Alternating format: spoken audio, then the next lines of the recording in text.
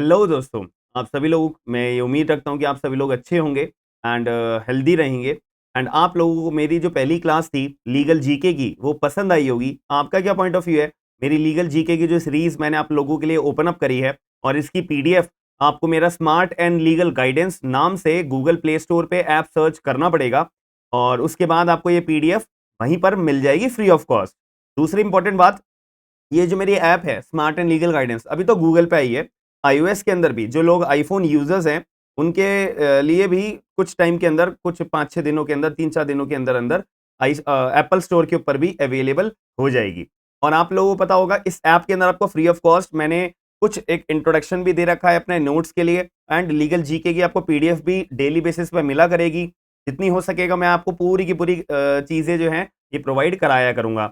और आप लोगों को पता होगा मेरा एक बैच भी लॉन्च हो रहा है सीपीसी का एंड साथ में लिमिटेशन एक्ट का 5 जून 2023 से 3 बजे। तो जितने भी लोग इंटरेस्टेड है आप लोग मेरा ऐप डाउनलोड करके बैच अगर परचेज करना चाहते हो तो आप कर सकते हो। एंड लाइव क्लास साथ में रिकॉर्डेड भी क्लास आपको मिला करेगी, अपडेटेड नोट्स आपको मिला करेंगे, सारी चीजें हम देखेंगे। सबसे पहली बात, हम अपना लीगल जीके का आज की क्लास का टॉपिक स्टार्ट करते हैं।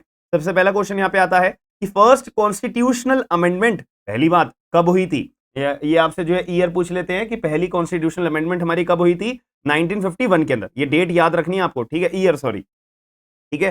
तो पहली कॉन्स्टिट्यूशनल अमेंडमेंट हमारी 1951 के अंदर हुई थी। क्या हुआ था इसके अंदर?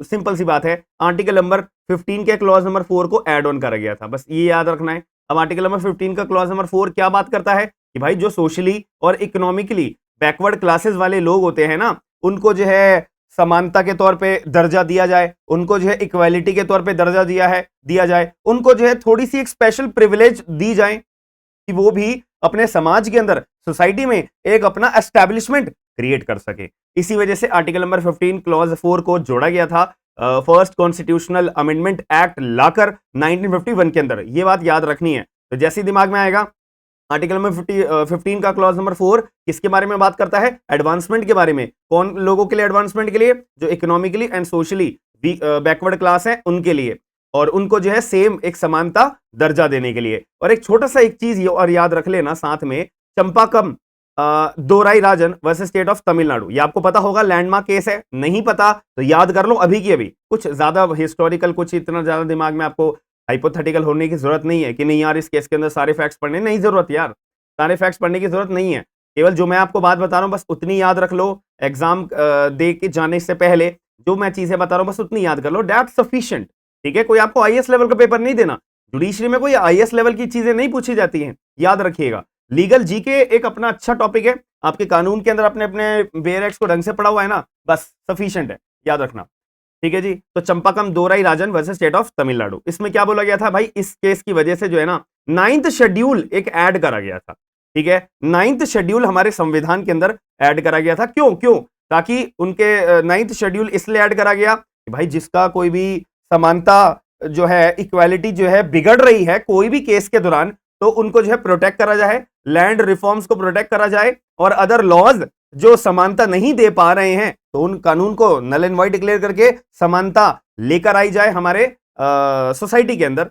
और इसको जो है इंक्लूड कर दिया गया जुडिशियल रिव्यू के अंदर। ठीक है, हालांकि आगे हम इसका कॉन्स्टिट्यूशन के अंदर जुडिशियल रिव्यू का कॉन्सेप्ट हम पूरे वास्ट में पढ़ते हैं। बट मुद्दे की बात यह है कि भाई अगर आपको लग रहा है ना यार इस कानून के अंदर मुझे समानता नहीं मिल रही है, या एक यूनिवर्सिटी ने एक ऐसा अपना अल्गोरिथम क्रिएट कर दिया है स्टूडेंट्स को एडमिशन देने के लिए जो मेरे पर्टिकुलर जो कास्ट से मैं बिलोंग करता हूं, जिस कैटेगरी से मैं बिलोंग करता हूं, उसका वॉयलेशन है, कोई बात नहीं। चंपाकम Dorairajan versus state of Tamil Nadu का केस का इस्तेमाल करके 9th शेड्यूल हमारे संविधान में ऐड करा गया था। बात खत्म। तो अभी हमने क्या पढ़ा?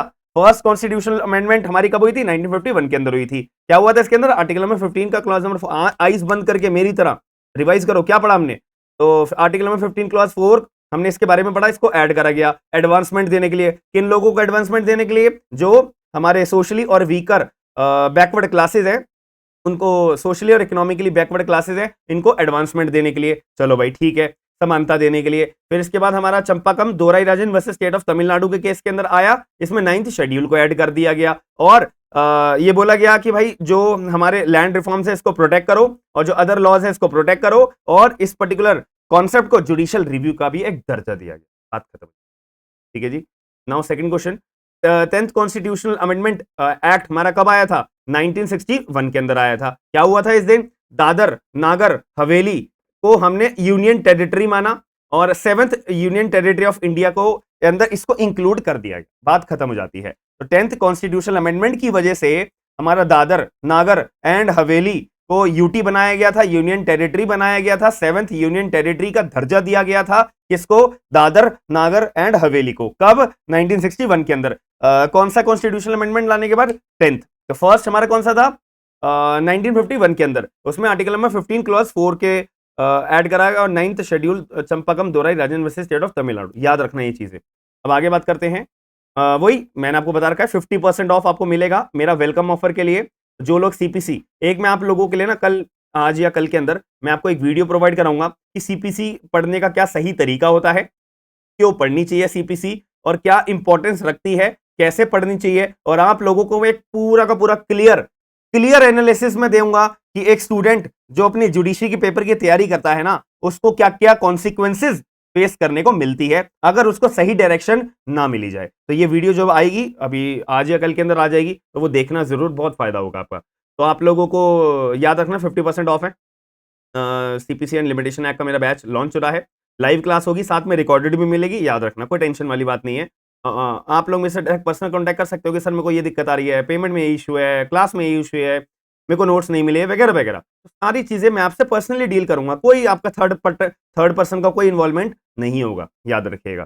तो जैसे आप अगर देखोगे 8,000 रुपए का आपको कोर्स दिख रहा होगा, लेकिन आपको मैंने बता रखा है केवल 10th जून तक ये ऑफर है। ठीक है, 10th जून तक मैंने आप लोगों के लिए ऑफर अवेल करा हुआ है, जिसमें आपको 50% डिस्काउंट देखने को मिलेगा। और ये हैंडलिंग चार्जेस होते हैं, ये भाई मेरे हाथ में भी नहीं है, ये ऐप डेवलपर ने कहा था कि भाई देखो ये तो हैंडलिंग चार्जेस होते हैं इंटरनेट के, जो पेमेंट ट्रांसफर करते हैं ना, इस वजह से। तो 4,000 समथिंग रुपए आपको जो है पे करने पड़ेंगे अपना सीपीसी का एंड लिमिटेशन एक्ट अगर आपको पढ़ना है तो। बट मैं ये बोलूंगा, लाइफ में बार बार मौका ये नहीं मिलेगा, याद रखना, लाइफ में बार बार मौका ये नहीं मिलेगा। ठीक है, अपने ऊपर इन्वेस्ट करना है, अच्छी चीज में इन्वेस्ट करना है, तो ये आपके पास मौका है। सामने चीज मैंने आपको सब कुछ बता दी है। नेक्स्ट क्वेश्चन की तरफ हम बढ़ते हैं, आई होप थर्ड क्वेश्चन होगा ये। तो 12th कॉन्स्टिट्यूशनल अमेंडमेंट एक्ट हमारा कब आया? 1962। ये जो डेट है ना, ईयर है, इसको याद कर लो, ये ईयर आपका बहुत काम आएगा। तो 12th कॉन्स्टिट्यूशनल अमेंडमेंट एक्ट हमारा 1962 को आया था। क्या हुआ था इस दिन?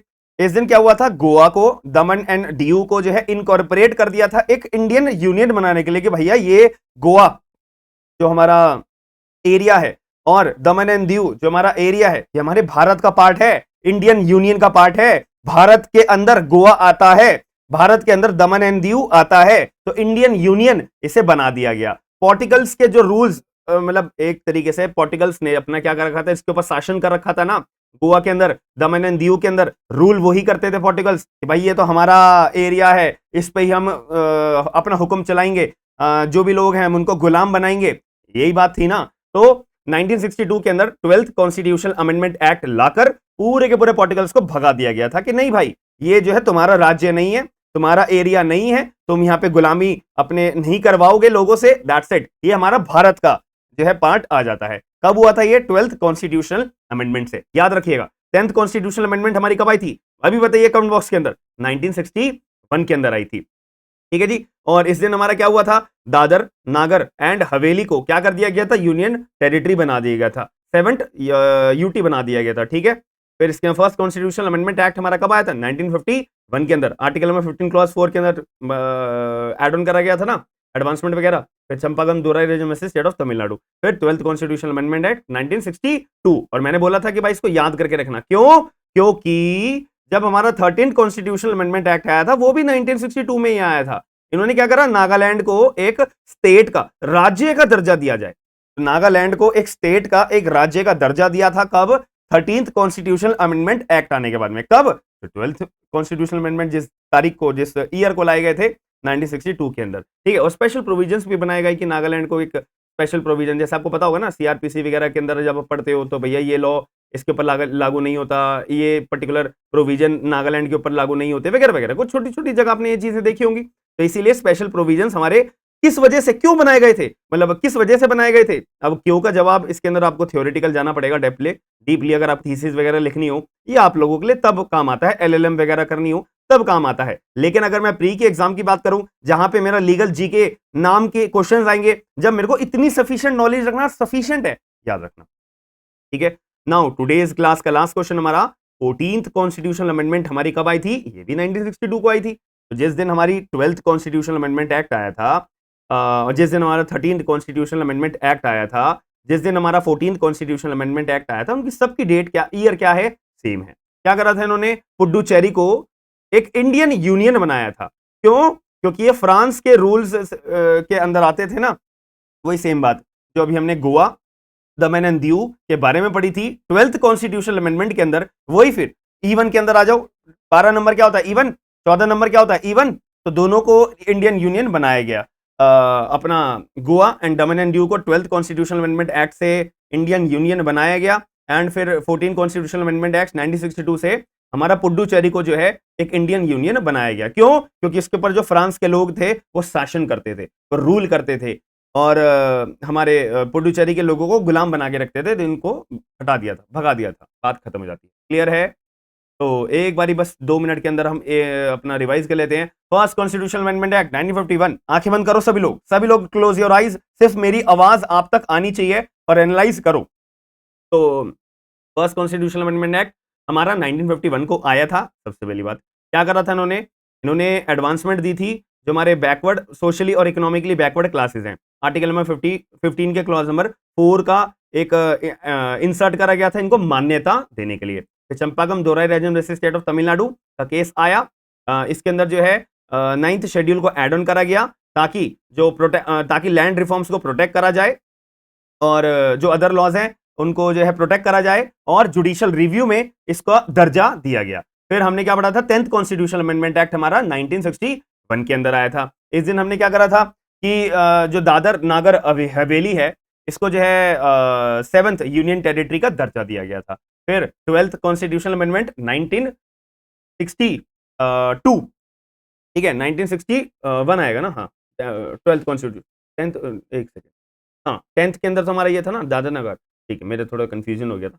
12th कॉन्स्टिट्यूशनल अमेंडमेंट एक्ट हमारा 1962 के अंदर आया था, और इसके अंदर जो है क्या करा था? इसके अंदर गोवा, दमन एंड दीव को अपना इंडियन यूनियन का दर्जा दिया गया था। बात खत्म। पोर्टुगल्स के रूल्स, ये पोर्टुगल वर्ड्स याद रखना है कि किसने शासन करा? पोर्टुगल्स ने करा था। कहां पर? Goa and Daman and Diu के ऊपर। फिर 13th कॉन्स्टिट्यूशनल अमेंडमेंट एक्ट आया था हमारा 1962 के अंदर, नागालैंड को स्टेट का दर्जा दिया गया और स्पेशल प्रोविजंस बनाए गए। 14th constitutional amendment act 1962 Puducherry को इंडियन यूनियन का दर्जा दिया गया। लेकिन हमारा नागालैंड के ऊपर पुडुचेरी के ऊपर किसने रूल करा था? फ्रांस वालों ने।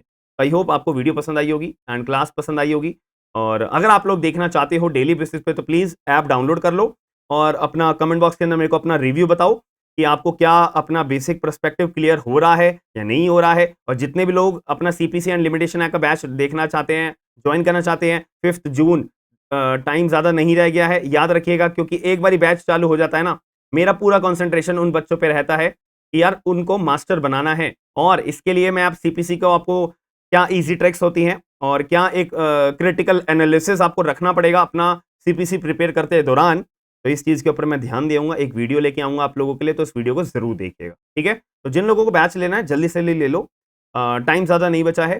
तो जितने जो भी कोई डाउट आएगा आप मेरे को पर्सनली डायरेक्ट कॉन्टैक्ट कर सकते हैं। मिलते हैं नेक्स्ट वीडियो के अंदर। Thank you.